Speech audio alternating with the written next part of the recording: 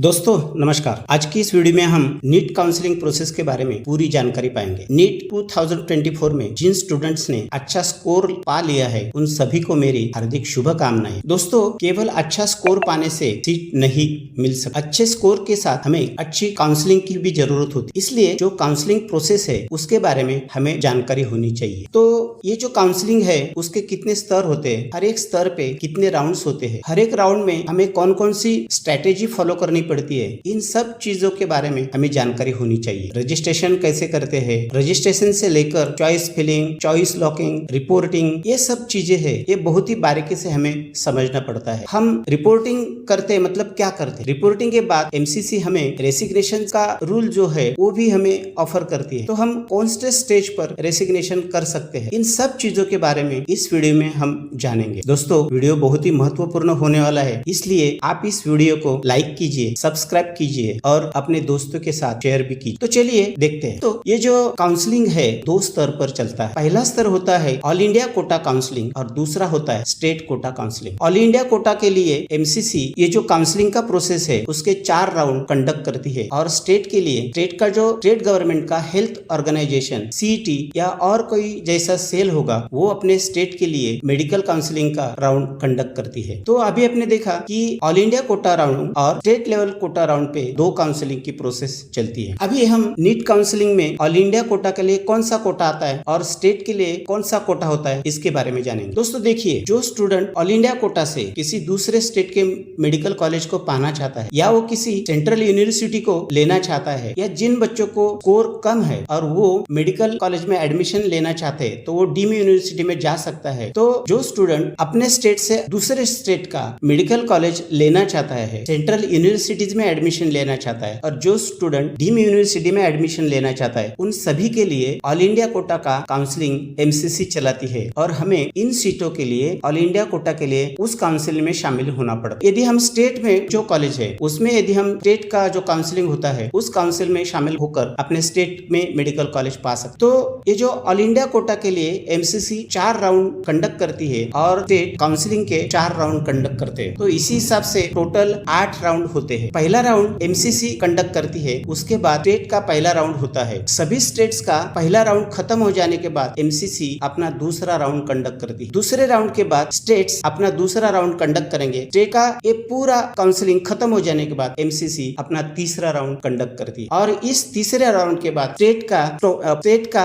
Mop up round होता है, और सभी स्टेट्स का मॉपअप राउंड हो जाने के बाद एमसीसी अपना आखिरी tray vacancy round all India के लिए चलाती है, और उसके बाद स्टेट्स में ट्रे वैकेंसी राउंड का 8वां राउंड होता है और काउंसलिंग की प्रोसेस खत्म हो जाती है। इसका लिमिटेशन रहता है, मतलब ये काउंसलिंग कहाँ से शुरू होगी और कहाँ खत्म होगी उसका पूरा शेड्यूल रहता है। तो इसलिए हमें ये पूरे शेड्यूल के बारे में जानकारी होनी चाहिए। तो चलिए पहले हम देखते हैं कि ऑल इंडिया कोटा के लिए सीट्स कहाँ से आती है और स्टेट्स के लिए सीट कहाँ से आती है। आपके सामने अभी एक फ्लो चार्ट दिखाई दे रहा है, उसमें देखिए जो सेंट्रल यूनिवर्सिटीज है, BHU, एम्स, JIP, MER वगैरह जो है, इनका जो 100% सीट है उनका काउंसलिंग ऑल इंडिया कोटा से चलता है। मतलब 100% सीट वो ऑल इंडिया कोटा में हो जाता है, और देश में जितने भी मेडिकल कॉलेज है वो हर एक स्टेट से 15% seat all India Kota counselling के लिए आते हैं, और DU IP यूनिवर्सिटी के 15% सीट्स, ESIC के 15% सीट्स, ऐसा total quota all India quota के लिए होता है, और एमसीसी इन सीटों के लिए काउंसलिंग कंडक्ट करती है। स्टेट के पास खाली 85% कोटा होता है। कई स्टेट्स क्लोज है,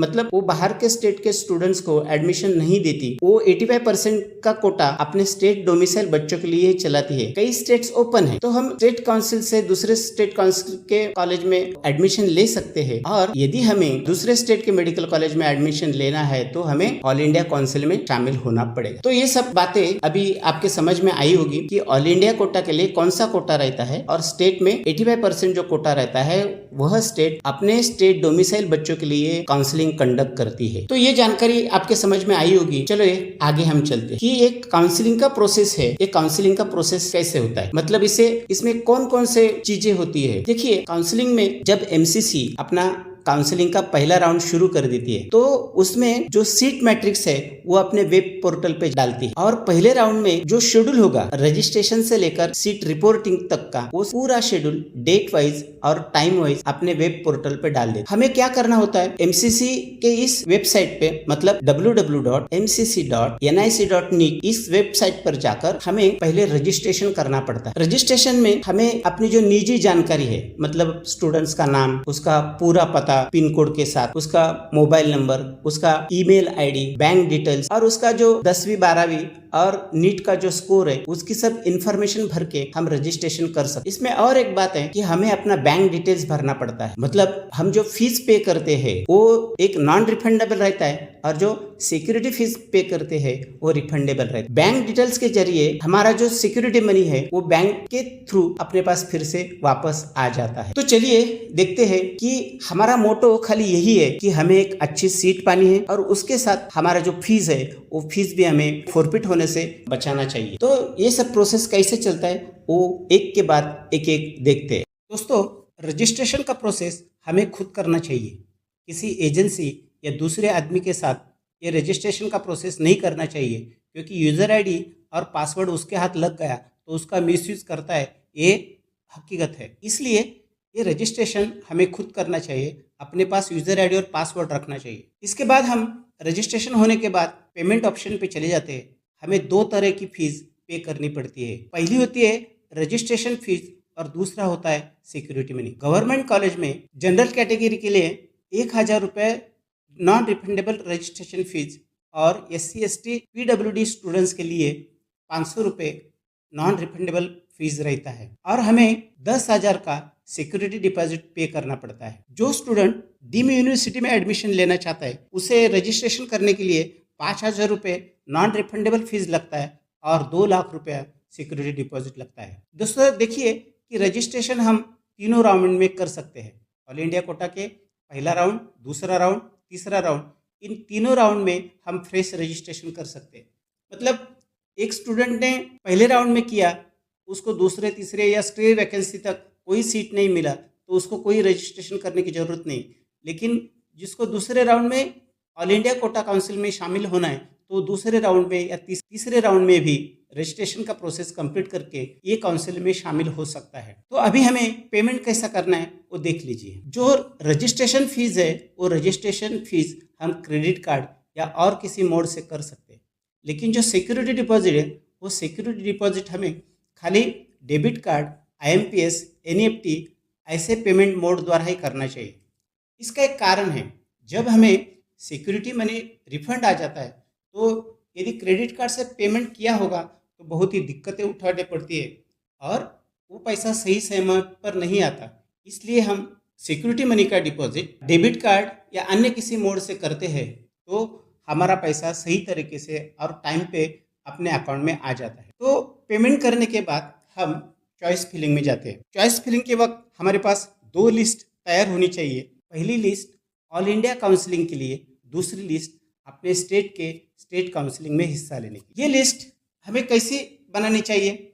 अपना जो नीट का स्कोर है, नीट की ऑल इंडिया रैंक है और पिछले साल की जो हिस्ट्री है उसमें किन किन बच्चों को सीट अलॉट हुआ था वो हिस्ट्री ध्यान में रखकर और इस साल का सिचुएशन जो है, इस सिचुएशन के आधार पर हम अपनी प्रेफरेंस लिस्ट या प्रायोरिटी लिस्ट तैयार कर सकते हैं। वो मैंने बता दिया कि स्टेट के लिए अलग बनाओ और ऑल इंडिया कोटा के लिए अलग बनाओ। हमें चॉइस फिलिंग के वक्त यही ऑल इंडिया कोटा वाली जो प्रेफरेंस लिस्ट है वो ऑल इंडिया कोटा के लिए यूज करना चाहिए। चॉइस फिलिंग के बाद हम चॉइस लॉकिंग पे जाते हैं। ये भी महत्वपूर्ण की है, क्योंकि हमने चॉइस लॉकिंग नहीं किया तो कई स्टूडेंट्स ऐसा सोचते हैं कि यदि हम चॉइस लॉकिंग नहीं करते तो हमारा ये लॉक नहीं होगा, लेकिन सिस्टम ऑटो लॉक करती है, उसके कोई दुष्परिणाम है। जो लिस्ट डाल दी है वो चेक करना होता है, उसमें सब MBBS कॉलेज ही डाले हैं ना और BDS वाला कॉलेज तो नहीं डाला, ये हमें देखना पड़ता है। और एक बात इसमें रहती है कि हम लॉक नहीं करते तो ऑटो लॉक हो जाने की वजह से हमें कोई अनचाहा कॉलेज मिल जाता है तो हमें वहाँ पे एडमिशन लेना पड़ेगा, फिर हमें तकलीफ हो सकती है। इसलिए ये चॉइस फिलिंग का प्रोसेस जो है हमें ठीक से करना चाहिए। चॉइस फिलिंग के बाद MCC अपना रिजल्ट डिक्लेयर करेगी। उस रिजल्ट में हमें सीट अलॉट होगी या सीट अलॉट नहीं होगी। तो देखते हैं रजिस्ट्रेशन से लेकर सीट अलॉटमेंट तक का ये प्रोसेस सभी राउंड में सही रहता है। स्टे वैकेंसी राउंड में हमें न्यू रजिस्ट्रेशन नहीं कर सकते। तो ये बातें ध्यान में रखिए। अभी हम क्या करते हैं, पहला राउंड, दूसरा राउंड, तीसरा राउंड और स्टे वैकेंसी राउंड, इसमें क्या क्या सिचुएशन बनती है, एमसीसी के हर एक राउंड के बारे में क्या क्या रूल्स एंड रेगुलेशंस है, क्या क्या गाइडलाइंस है, उस हिसाब से हमें हर एक राउंड में क्या नई स्ट्रैटेजी बनानी पड़ेगी, इसके बारे में अभी हम जान लेते हैं। दोस्तों देखिए, पहला राउंड का रिजल्ट डिक्लेयर हो जाने के बाद क्या क्या सिचुएशन बनती है, यदि तो सीट अलॉट होगा या सीट अलॉट नहीं होगा। यदि सीट अलॉट होता है तो हमारे पास 3 ऑप्शन रहते हैं। हमें मनचाहा कॉलेज मिला है तो उस कॉलेज में जाकर हम एडमिशन ले सकते हैं और हम काउंसलिंग के प्रोसेस से बाहर हो सकते। दूसरा ऑप्शन हमारे पास रहता है कि यदि हम उस सीट पर अपना क्लेम रखना चाहते हैं तो उस कॉलेज में जाएंगे, अपना रिपोर्टिंग करेंगे और वहां से विलिंगनेस का फॉर्म भरकर अपग्रेडेशन में चले जाएंगे। रिपोर्टिंग का मतलब क्या है वो समझ लीजिए। अपना जो पूरा डॉक्यूमेंट्स है वो ओरिजिनल डॉक्यूमेंट्स हमें कॉलेज में ले जाना होता है। कॉलेज कमेटी उस डॉक्यूमेंट्स का पूरा वेरिफिकेशन करती है और हमारे पास से उस कॉलेज का पूरा फीस भर देती है। वो 1 साल का पूरा फीस भरने के बाद हमारा एडमिशन फाइनल हो जाता है। अभी हमने जो सेटिस्फाइड है वो रिपोर्टिंग करेगा और काउंसलिंग से बाहर होगा, और दूसरा अपने सीट पे यदि क्लेम करना चाहता है तो वो रिपोर्टिंग करेगा और विलिंगनेस फॉर्म भर के अपग्रेडेशन के लिए चला जाएगा। तीसरा ऑप्शन हमारे पास ये है, एमसीसी इस पहले राउंड में स्टूडेंट्स को फ्री एग्जिट देती है, इसलिए यहाँ पे स्टूडेंट्स केवल 30 या 35% एडमिशन लेते, कम से कम 70 या 65% जगह इस पे खाली रहती है, क्योंकि स्टेट का भी पहला राउंड आने वाला होता है, इसलिए ये राउंड में ऐसी सिचुएशन रहती है। जिस स्टूडेंट को सीट अलॉट नहीं होगा वो ऑटोमेटिक दूसरे राउंड के चॉइस फिलिंग और चॉइस लॉकिंग में जाता है। इसके बाद स्टेट का पहला राउंड शुरू होगा। जो बच्चे अपने स्टेट में काउंसलिंग करना चाहते हैं वो अपने स्टेट की काउंसलिंग प्रोसेस में शामिल हो गए। सभी स्टेट्स का ये पहला राउंड खत्म हो जाने के बाद एमसीसी अपना दूसरा राउंड कंडक्ट करती है। इस दूसरे राउंड में कितने सीट्स बाकी है उसका सीट मैट्रिक्स, कोई नया कॉलेज ये राउंड में सहभागी हुआ है तो उसका सीट्स भी इस राउंड में आ जाता है। ये पूरा सीट मैट्रिक्स ध्यान में रखकर और एमसीसी का ये दूसरे राउंड का भी शेड्यूल रहता है, ये शेड्यूल ध्यान में रखकर हमें अपनी स्ट्रैटेजी बनानी पड़ती है। न्यूली स्टूडेंट्स रजिस्ट्रेशन करेंगे और वो चॉइस फिलिंग में शामिल हो गए। जिनको अपग्रेडेशन में जाना है वो फिर से चॉइस फिलिंग करेंगे और जिन्होंने फ्री एग्जिट ली है वो भी चॉइस फिलिंग करेंगे। अभी इसके बाद एमसीसी का रिजल्ट आएगा। रिजल्ट आने के बाद क्या क्या चीजें बन सकती है इसके बारे में अभी हम थोड़ी सी और जानकारी लेते हैं। इसमें भी 2 बातें बनेगी, एक तो में सीट अलॉट होगी या सीट अलॉट नहीं। सीट अलॉट नहीं होगी तो वो स्टूडेंट ऑटोमेटिकली तीसरे राउंड के चॉइस फिलिंग में चला जाएगा, और जिनको सीट अलॉट हो गई है दूसरे राउंड में कई बातों पर ध्यान देना पड़ता है। दूसरे राउंड में यदि किसी बच्चे को कॉलेज अलॉट होता है तो उसे उस कॉलेज में रिपोर्टिंग करना पड़ता है। उसने रिपोर्टिंग नहीं किया तो उसकी फीस फोरफिट हो जाती है और उसका सिक्योरिटी अमाउंट भी जब्त हो जाता है। फिर वो तीसरे राउंड में उसको हिस्सा लेना है तो वो फिर से रजिस्ट्रेशन करेगा और सिक्योरिटी डिपॉजिट भरेगा और तीसरे राउंड से स्टे वैकेंसी राउंड तक वो आ सकता है। तो ये सिचुएशन दूसरे राउंड में रहती है। जिस स्टूडेंट को अपग्रेडेशन मिला है वो अपग्रेडेड सीट पर जाएगा, उस कॉलेज में रिपोर्टिंग करेगा। अभी रिपोर्टिंग का मतलब क्या है वो आपको मैंने समझा दिया है। और जिसका सीट अपग्रेड नहीं हुआ उसको उसी कॉलेज में रहना पड़ेगा। तो ये सारी बातें जो है इस दूसरे राउंड में चलती है। अभी स्टेट का दूसरा राउंड चलेगा, यहाँ से सब खेला शुरू हो जाता है। मतलब स्टेट का दूसरा राउंड और एमसीसी का तीसरा राउंड यही में सीट ब्लॉकिंग होता है, क्योंकि जिन बच्चों को स्टेट के दूसरे राउंड में सीट्स मिलते हैं वहां पे वो सीट रिपोर्टिंग करके ब्लॉक करके रखते हैं, और ऐसे स्टूडेंट्स एमसीसी के तीसरे राउंड में भी सीट्स के लिए चॉइस फिलिंग करते हैं। तो सीट का ब्लॉकिंग ऐसा रहता है। एमसीसी ने अभी तक इस पर कोई रूल नहीं लगाया कि जिन बच्चों को स्टेट के दूसरे राउंड में सीट मिला है तो उनके लिए अभी तक कोई बैन नहीं है। यदि ऐसा बैन होता तो जो कम नंबर वाले बच्चे हैं उनको सीट अलॉट हो सकती। स्टेट्स का ये दूसरा राउंड खत्म हो जाने के बाद एमसीसी अपना तीसरा राउंड कंडक्ट करेगा। अभी ये तीसरे राउंड में क्या सिचुएशन होगा वो देखते हैं। कोई स्टूडेंट्स इस तीसरे राउंड में न्यूली शामिल होना चाहते हैं तो वो रजिस्ट्रेशन करेगा। जिनका फीस फोरफिट हुआ है वो भी स्टूडेंट्स इस तीसरे राउंड में रजिस्ट्रेशन करेंगे, और जिनका सीट जो अपग्रेडेशन में गए हैं उनका वो भी चॉइस फिलिंग करेंगे। तो अभी आपके समझ में आया होगा कि तीसरे राउंड में ये जो सिचुएशन बनती है, न्यूली रजिस्ट्रेशन स्टूडेंट्स और जिनका फीस फोरफिट हुआ है उन्होंने भी रजिस्ट्रेशन किया है ऐसे स्टूडेंट जिन्होंने अपग्रेडेशन के लिए डाला है वो स्टूडेंट भी यहाँ पे आ सकते। तो देखिए अभी क्या होगा कि अभी एमसीसी ये चॉइस फिलिंग का प्रोसेस हो जाने के बाद अपना रिजल्ट डिक्लेयर करे, उसमें भी फिर से दो पॉसिबिलिटीज होगी। पहली पॉसिबिलिटी, एक तो सीट अलॉट होगी या सीट अलॉट नहीं होगी। सीट अलॉट नहीं होगी तो हम स्ट्रे वैकेंसी राउंड में चले जाएंगे। अगर हमें सीट अलॉट हो जाती है तो यहाँ पे जरा कुछ महत्वपूर्ण बात, पहली बात यह है कि हमें उस कॉलेज पे यदि हम सेटिस्फाइड है तो रिपोर्टिंग करना ही पड़ेगा। यदि हम सेटिस्फाइड नहीं है तो रिपोर्टिंग करना नहीं चाहिए, क्योंकि यदि हम रिपोर्टिंग करते हैं तो फिर से हमें यहाँ पे रेसिग्नेशन अलाउड नहीं है। तो इसलिए हमारे पास दो ही ऑप्शन है, एक तो रिपोर्टिंग करे, एडमिशन फाइनल करे, या रिपोर्ट न करे। रिपोर्ट नहीं किया तो क्या होगा कि हमारा फीस फोरफिट होगा और हम काउंसलिंग के प्रोसेस से बाहर हो जाएंगे और स्टेट मॉपअप राउंड में शामिल होंगे, स्ट्रे वैकेंसी राउंड में स्टेट के शामिल होंगे।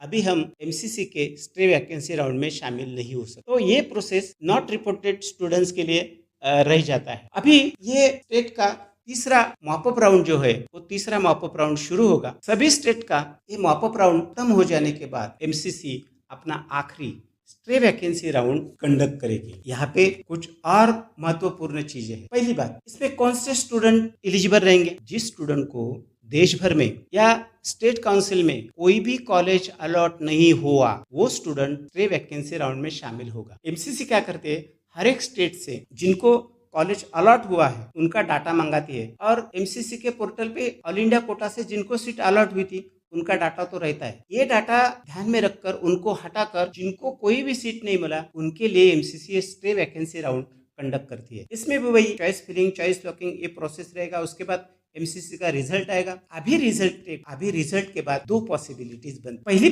पॉसिबिलिटी, हमें कोई सीट अलॉट होगी या अलॉट नहीं होगी। अलॉट नहीं होगी तो अभी हम स्टेट स्ट्रे वैकेंसी राउंड में चले जाएंगे और यदि अलॉट होती है तो हमें रिपोर्टिंग करना कंपलसरी है।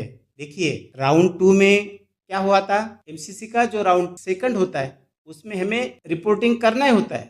रिपोर्टिंग का नहीं किया तो हमारा फीस फोरफिट हो जाता है, सिक्योरिटी मनी जब्त हो जाता है। लेकिन हमें तीसरे राउंड में रजिस्ट्रेशन का फिर से अपॉर्चुनिटी मिलता है। लेकिन ये जो स्ट्रे वैकेंसी है, स्ट्रे वैकेंसी राउंड में अगर किसी स्टूडेंट को सीट अलॉट होता है और वो उस कॉलेज में रिपोर्ट नहीं करता तो उसका फीस और सिक्योरिटी मनी फोरफिट होता ही है। इसके बाद एमसीसी उस स्टूडेंट के अगेंस्ट स्ट्रिक्टली एक्शन लेती है। मतलब उस स्टूडेंट को अगले साल की नीट काउंसलिंग में पार्टिसिपेट लेने से 1 साल का बैन लगा। अभी इस साल एमसीसी 23 में जिन स्टूडेंट ने स्ट्रे वैकेंसी राउंड में सीट पर रिपोर्टिंग नहीं किया उनका डाटा मंगाई और ये राउंड में एमसीसी के इस काउंसलिंग प्रोसेस में उनको शामिल नहीं होने देंगे। अभी हमने देखा है कि जब हम रजिस्ट्रेशन करते हैं तो उसमें 2 कॉलम रहेंगे। एक, पिछले साल आप नीट में अपीयर थे क्या, यस और नो।